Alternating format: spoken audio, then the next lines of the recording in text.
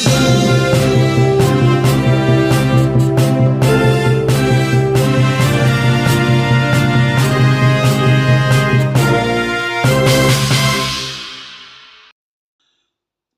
साथियों, आप देख रहे हैं हिट फिट न्यूज टीवी और मैं हूं हरनाम सिंह बड़वाल। साथियों, दूसरी खबर गंगा नहर के किसानों के संबंध में है। यो गंगानगर से ये कल खबर निकलकर सामने आई है और जिसमें यह कहा गया कि सरकार की तरफ से ये दिशा निर्देश सख्ती से आदेश दिए गए, निर्देश दिए गए हैं कि गंगा नहर के जो गंगा नहर के उत्तरखंड, दक्षिण खंड और रायसेनगर खंड के किसानों के जिनके दो या दो से अधिक जो फसलों के अभियाने बाकी हैं, उनकी अगर वो जमा नहीं करवा रहे हैं तो अधिशासी अभियंताओं को सख्त निर्देश दिए गए हैं कि उनकी पानी की बारी काट दी जाए।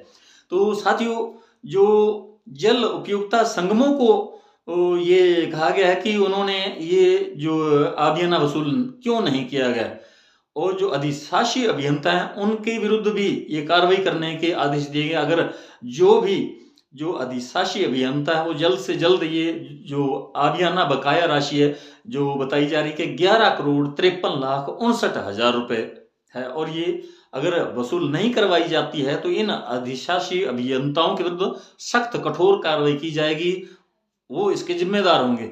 तो ये सरकार ने जो है, जो सिंचाई विभाग के पटवारी लोग थे उनको बर्खास्त कर दिया था और ये जो जिम्मेवारी है ये जल उपयोगिता संगमों के अधीन ये जो अभियाना वसूली का काम सौंप दिया गया था। लेकिन बीते 2-3 वर्षों से जो बकाया राशि है, क्योंकि 6 महीने की एक फसल होती है, तो अब इन्होंने सख्त, जो राज्य सरकार राजस्थान की, उन्होंने ये सख्त निर्देश दिए हैं कि 2 या 2 से अधिक जो फसलों की आबियाना राशि बाकी है उन किसानों की पानी की बारी काट दी जाए अगर वो जमा नहीं करवाते हैं। और इसकी जो जिम्मेवारी होगी वो अधिशासी अभियंता की होगी, क्योंकि जो जल उपयोगिता संगम है संगमों ने तो ये काम किया नहीं। उनकी लेट लतीफी के कारण जो 11,53,59,000 रुपए जो है वो डूब चुके हैं। और ये मामला है उत्तराखंड यानी गंगा नहर के उत्तराखंड, दक्षिण खंड और रायसेनगर खंड के किसानों के से ये वसूली की राशि बकाया है और उसके संबंध में ये दिशा निर्देश दिए गए। और इसमें अगर हम इसके इतिहास में जाएं तो हम कह सकते हैं कि जो सिंचाई पटवारी थे वो जो है आबियाना वसूली का काम करते थे और बीते बहुत वर्षों से यानी 2-3 दशकों से ये काम वो बिल्कुल अच्छे ढंग से कर रहे थे। और उसमें ऐसा होता था, कई बार जब फसल खराब हो जाता था, प्राकृतिक मार पड़ती थी किसानों को, तो ये आबियाना कई बार माफ भी हो जाता था।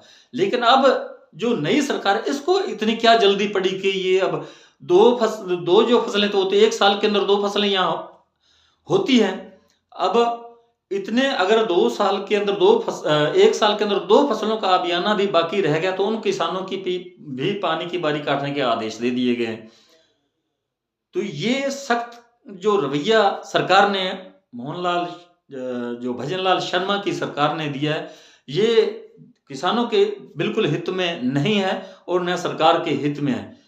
और हो सकता है सरकार की बदले की भावना हो इसके पीछे, क्योंकि गंगानगर की लोकसभा सीट भी कांग्रेस के पक्ष में चली गई और गंगानगर, अनूपगढ़ और हनुमानगढ़ की अधिकतर सीटें जो है विधानसभा की सीटें वो कांग्रेस के खाते में गई थी। और हो सकता है सरकार इसी बात से जो चिढ़ गई और बदले की भावना से काम कर रही है और इस प्रकार की ये जो है निर्देश दिए गए, क्योंकि एक तरफ तो किसान पहले से ही पीड़ित है और करोड़ों लाखों रुपए के कर्ज के बोझ तले वो दबे हुए हैं और वो इसीलिए एमएसपी की मांग कर रहे हैं, क्योंकि किसानों की जो फसलें हैं उन्हें तैयार करने में जितना भी मटेरियल लगता है, चाहे वो पेस्टिसाइड्स हो, जो खादें वगैरह रासायनिक खादें हैं या डीएपी है, अन्य बहुत सारे ऐसे खर्चे हैं, तो उनकी वजह से किसानों को जो बचत है वो खेती में बहुत कम होती है। इसीलिए वो एमएसपी रेट जो है, मिनिमम सपोर्ट प्राइस की मांग कर रहा है। लेकिन दूसरी तरफ ये सरकार जो है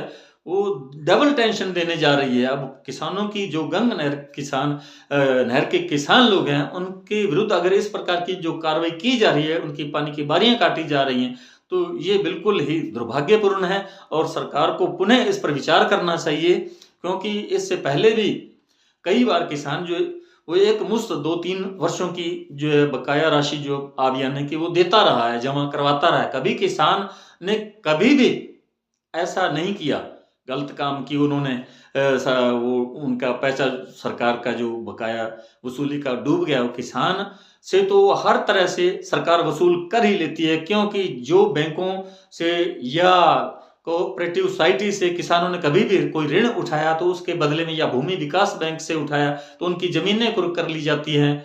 उनसे किसी ना किसी तरीके से जो बैंक वो वसूली कर ही लेते हैं। तो ऐसा कौन सा सरकार पर ऐसा ये डर था सरकार को कि उनकी पानी की बारी काटने के तुरंत बाद तो सड़क पर आ जाएगा किसान, तो उसके भूखों मरने की नौबत आ जाएगी। किसान कोई इतना धनाढ्य नहीं होता, उसके पास इतनी कोई बड़ी पूंजी नहीं होती कि वो दूसरा कोई कारोबार कर लेगा। उसका तो एक ही धंधा होता है, एक ही बिजनेस है, और जिसका नाम है कृषि, और वो कृषि पर ही निर्भर है, और उसे पानी मिलता रहेगा तो वो जीवित है, वरना किसानों को आत्महत्या करनी पड़ती, इतने उस पर जो है कर्ज का बोझ उसके सिर चढ़ जाता है। तो ये सरकार ने जो ये कदम उठाया है, तो इससे सरासर कहा जा सकता है कि सरकार बदले की कार्रवाई करने जा रही है। और दूसरा जो सबसे बड़ा कारण है, सिंचाई पानी के लिए अलग से पटवारी होते थे और उन पटवारियों की ये पोस्टें खत्म कर दी गई हैं। तो रोजगार सरकार देगी क्या? जो रोजगार दिया जा रहा था पहले, जो सिंचाई पानी के पटवारी लगे हुए थे वो अपना सुचारू ढंग से काम कर रहे थे, उनकी पोस्टें खत्म कर रोजगार को खत्म कर दिया। रोजगार जो आम लोगों को मिल रहा था उन्हें छीन लिया गया। तो ये भी सरकार ने एक बहुत ही बड़ा गलत काम किया, और कहीं ना कहीं उसके लिए भी आम लोगों के अंदर नाराजगी है। और दूसरे अब जो जल उपयोगिता संगमों को जो पावर दिए गए थे वो भी कहीं ना कहीं उनके खत्म किए जा रहे हैं। अध्यक्ष की पोस्टें जो हैं उनके पद वो खत्म किए जा रहे हैं। तो सरकार करना क्या चाहती है, ये एक बहुत ही एक सोचने का विषय है। सरकार जो किसानों के प्रति इस प्रकार के सख्त कानून, सख्त कार्रवाइयां क्यों की जाती हैं? बड़े बड़े उद्योगपति हैं या बिजनेसमैन हैं, उनके तो जो है ऋण भी माफ कर दिए जाते हैं, एनपीए कर दिए जाते हैं, लेकिन किसानों के साथ इस प्रकार का जो किया जा रहा है, एक अन्नदाता के साथ इस प्रकार का सलूक सरकार का बिल्कुल बर्दाश्त योग्य नहीं है। अब जो गंगा नहर के किसान लोग हैं वो चिंतित हैं, और आने वाले भविष्य के बारे में वो चिंता कर रहे हैं कि अगर उनकी पानी की बारी काट दी जाएगी तो कहाँ जाएंगे, वो क्या करेंगे? उनका तो धंधा ही खेती है। तो साथियों, ये हमारा वीडियो आपको कैसा लगा कमेंट बॉक्स में जरूर लिखकर बताइएगा। यदि आपने अभी तक हमारे hit fit news TV channel को सब्सक्राइब नहीं किया तो प्लीज़ सब्सक्राइब कर लें। इस वीडियो को अधिक से अधिक शेयर करें, लाइक करें। आपका बहुत बहुत शुक्रिया, धन्यवाद। राम राम, सत श्री अकाल।